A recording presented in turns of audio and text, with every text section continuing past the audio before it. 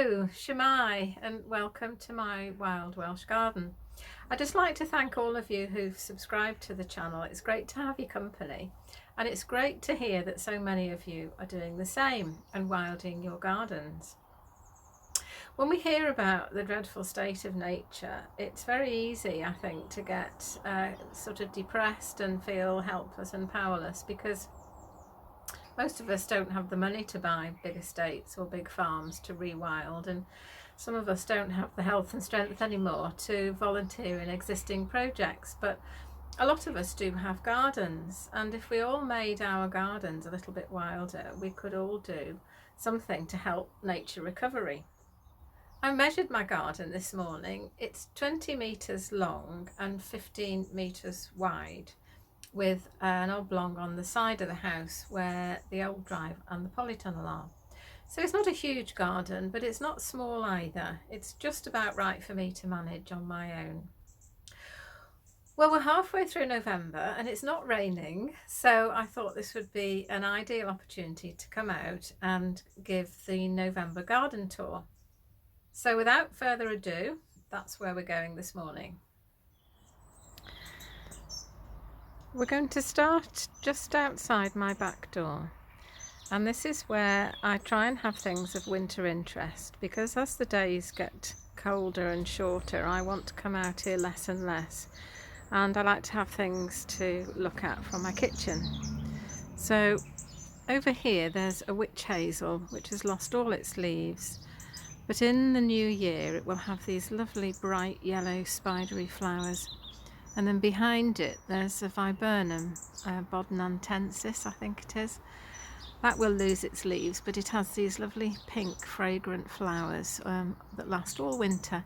And then up there's this eucalyptus which is evergreen, so it will keep its leaves, and it has these lovely sort of sparkly little leaves that shine and twinkle in the sunshine.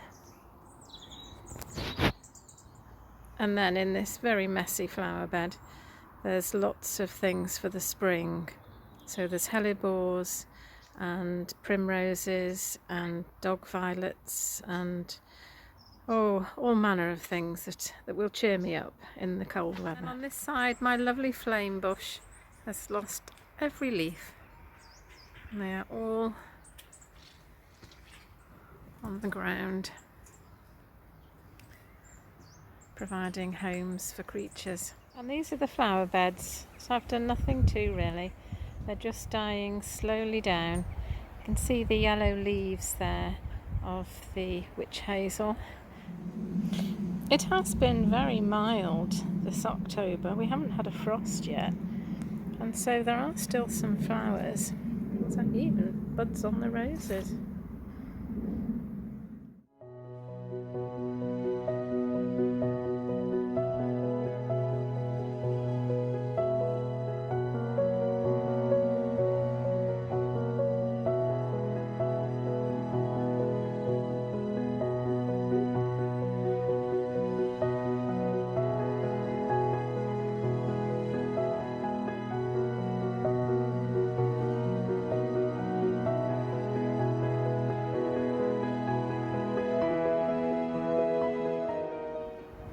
And the winter flowering cherry has lost most of its leaves,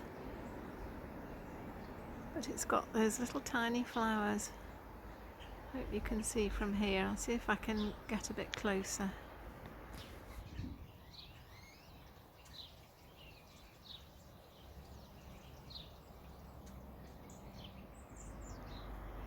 And I've even left the sweet peas that were growing up the bird feeding pergola here. I had left some pods on to ripen and collect the seeds, but the birds ate them all. So I shall have to buy some more seeds next year.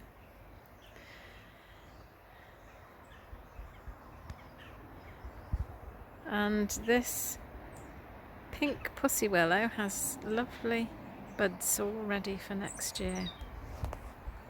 And over here the silver birch has lost pretty well most of its leaves, and I really wanted to show you the runner bean wigwam here that I've left runner beans on. I'll see if I can get closer. Well, it's a bit of a obstacle course to get here, but here we are, and here are the beans that I've left there, and if I can turn that round so you can see, the birds have already had a go at pecking the bean out of that one. So as the winter goes on, that will happen more and more until they've eaten them all. We're about to go through the arch, and there are 2 roses growing up this arch, one on the right and one on the left.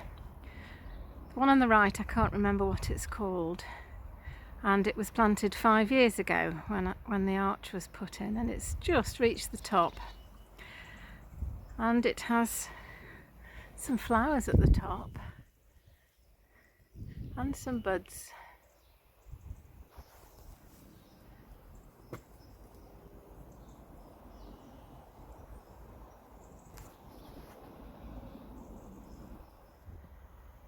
And the one on the left that's all mixed up with the clematis is called Wollerton Old Hall, and that only went in last year, so it's a lot more vigorous and it has bigger flowers. Now, I deadheaded the flowers that I could reach, but there were some at the top that I couldn't, and so they've turned into these enormous orange rose hips. So I think next year I'm not going to deadhead any of them and just let them grow into these lovely rose hips. And then when they start going soft, they become a meal for the birds, as I think is happening here now.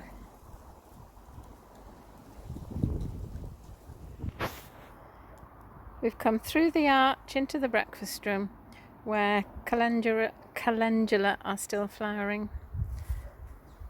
And there's some very soggy pots of wildflowers. And those are the knapweed seeds that I sowed about a month ago, maybe a bit more. Made a few little plants. And a primrose flowering. So that's a bit confused.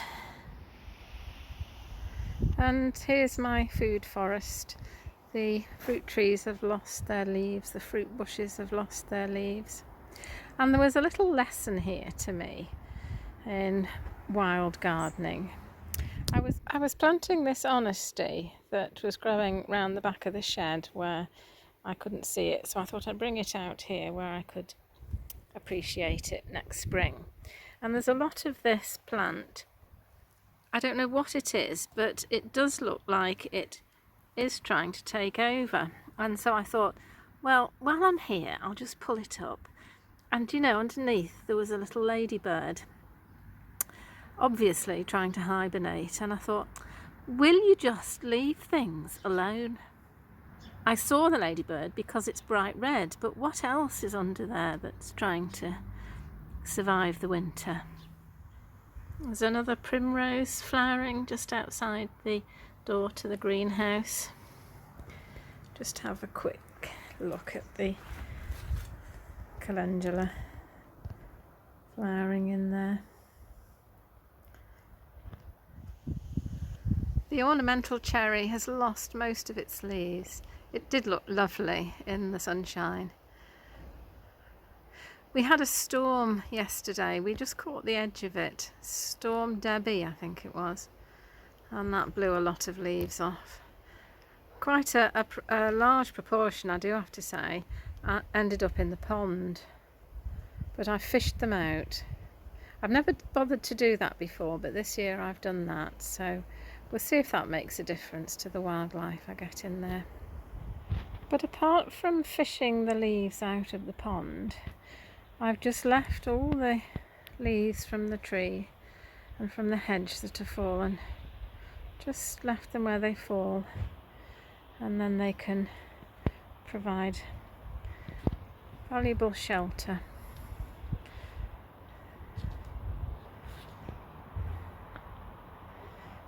For invertebrates during the winter. And these are some spring pots that I've planted up, and I was just looking And you can see that the sprouts are just beginning to show above the gravel. These are those little irises. I like having spring bulbs in pots because I can move them to where I can see them from my kitchen, and it always cheers me up when the weather's bad. My hedge is looking a bit thin. It's lost most of its leaves, so it's no good for privacy anymore, but the birds still like to hide in it. And I'm going to do a bit of reordering up here, because all along the back of the garden, in front of the native hedge, there is a access path. That's to the right and that's to the left, but it's got some pots on it. And I put this path here so I would have access to the hedge to keep it nice and tidy and neat. Well, at the risk of repeating myself, I'm not going to do that anymore. I'm going to let it go wild. But I can't let it go too wild because my neighbours walk along their path just the other side. So I'm going to prune it every 2 years. And the reason I'm going to do that is because these flowering trees, these flowering hedge plants, the hawthorn and the blackthorn, flower on last year's growth. So if I keep trimming it every year, I'm never going to get any flowers or any fruit. So I don't want to have a year without any flowers. So I'm going to prune that side every other year and that side every other year, alternate years. So there'll always be one side that will have flowers and fruit. I do hope that makes sense. And if I'm only going to be cutting the hedge once every 2 years, then I don't really need an access path. So I'm going to take the path up and I'm going to plant some more hedging plants or little trees. And I have them here. There's a holly and the holly blue. The larvae of the holly blue butterfly feed on that. And then next to that is a native privet. And I'm not entirely sure what, but I'm pretty sure lots of insects feed on it. And it also has lovely, very fragrant white flowers in the summer, which a lot of people don't like, but I love it. It reminds me of when I was a child. And this little twig here is a purging buckthorn, which is the larval food plant of the yellow brimstone butterfly. And I have seen yellow brimstone butterflies in my garden, so that's a good sign. So just to pause and look back down the garden and a bit of reflection. Everything is just gradually dying and fading and drooping and dropping quietly into winter. And I've been thinking very hard about quite what it means to be a wild gardener. And what I want to do is to garden in a way that is as near as possible what would happen in a wild ecosystem.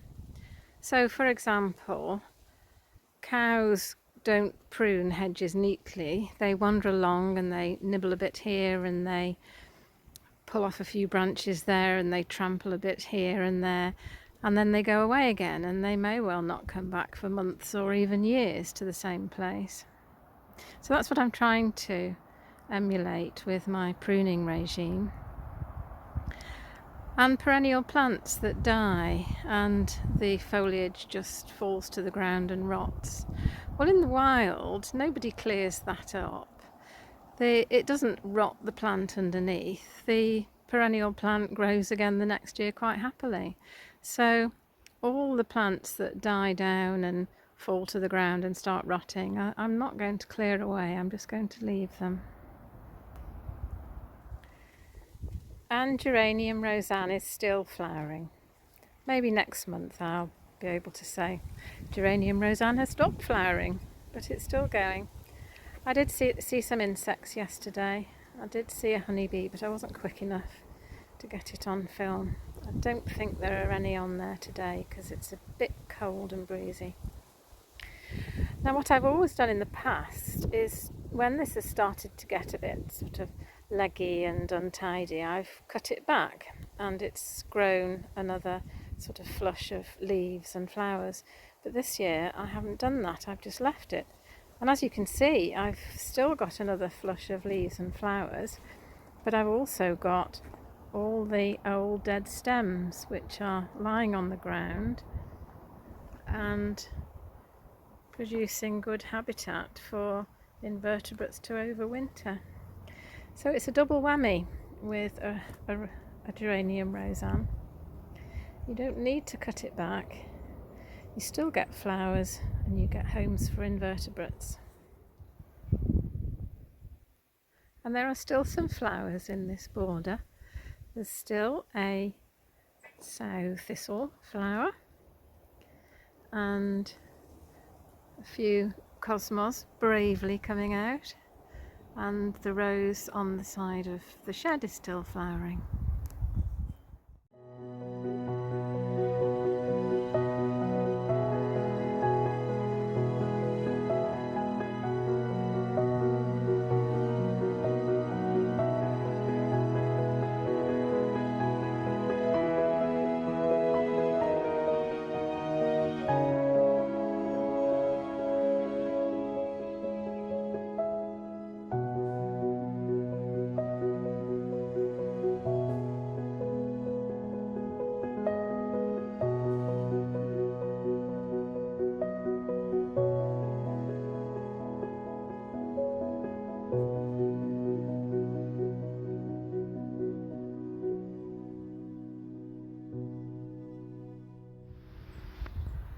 And here's the mashua flowering on the other arch.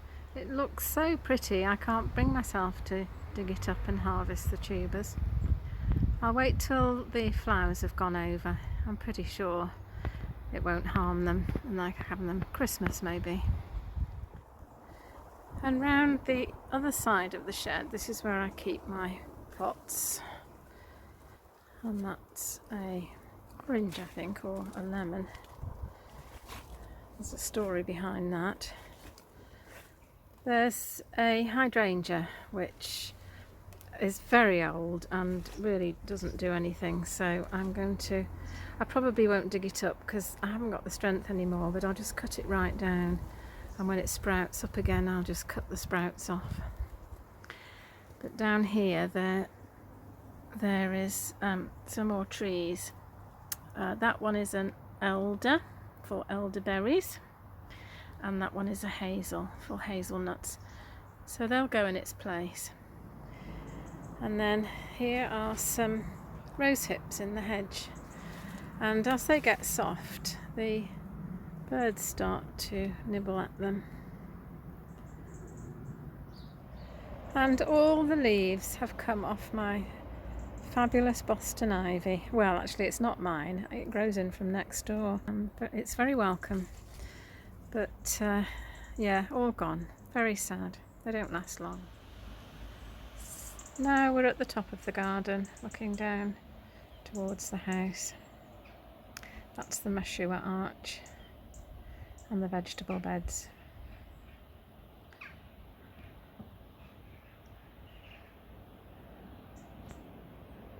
And the plum tree and the autumn raspberries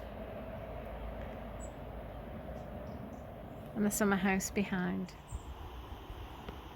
Well, I'm not going to win any best kept allotment competition, am I? Never mind. It was not a good year for sweet corn, I do have to say. I didn't get very much at all, and a couple of the corns I just left on, and a little bird has come along and had a meal off that one already. And all this nasturtium, which has just gone a little bit bonkers, but it does every year, I'm afraid. That will all disappear as soon as we have a frost. It'll just melt away. And now we're going to go down this path, down the side of the garden, which I'm going to keep.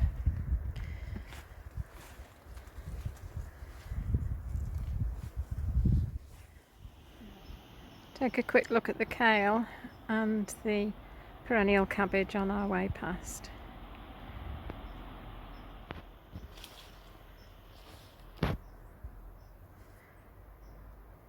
And through onto the lawn. And there's the lawn and the bird baths and the bird feeders. There are crocuses planted in the lawn. I've just had a look, but I can't see any, not yet. And the berries on the holly are turning red. Hope the birds leave me some for Christmas. And another messy flower bed and the nettle pot. And the cornice now coming into their own. And the magnolia stellata, the leaves are turning now and they'll all come off, ready for next spring. And then these are the grassy areas. And I think you can just about see lots and lots of little grass seedlings. And there's the ivy growing on the fence next to the summer house. And another hawthorn tree that's lost all but 3 leaves. And there are the ivy berries, still green, not turned black yet, not ready to be eaten yet. And then down the steps to the stone shed. And then up there to the polytunnel and the other grassy area. And then down the slope to the house, to the bird table in the house, and we've been all the way around the garden.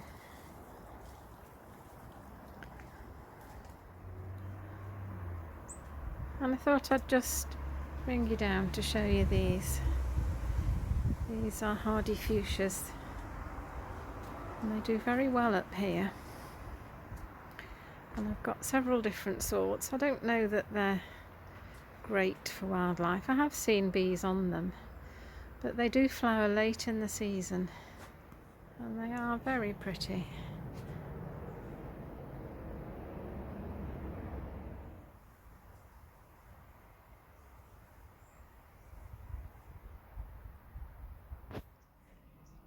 Well, that's the end of the November garden tour. So thanks for watching. Thanks for visiting my wild Welsh garden. If you'd like to come again, then please subscribe to the channel, like the video, and I'll see you next time. Bye! Hwyl fawr!